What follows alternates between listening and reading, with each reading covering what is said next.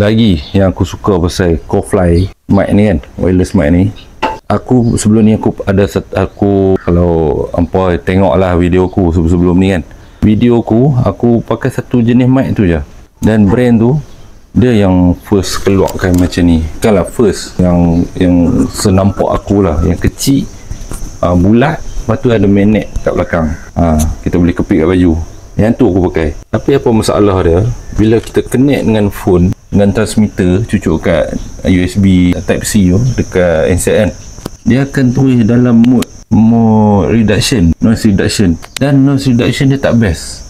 Suara parau macam aku ni, suara yang garau macam aku ni, sesungguhnya dia akan membuatkan audio video tu pelik tau. Dia pelik sangat. Tapi yang ni, bila hampa cabut pada casing, dia akan auto dalam mode biasa punya. Dia rakam lah, ada noise, ada bunyi sekeliling kan. Bila kita nak guna, kita tekan.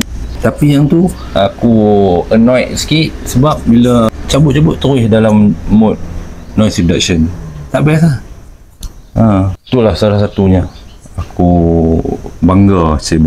Aku shock dengan Cofly, dapat bag macam ni lagi, protektif lah. Kalau jatuh lah, nak bawa pergi mana-mana, dia secure lah kan. KFM 01 kan, dapatkan segera sebelum mahal ni tengah meningkat naik harga lah.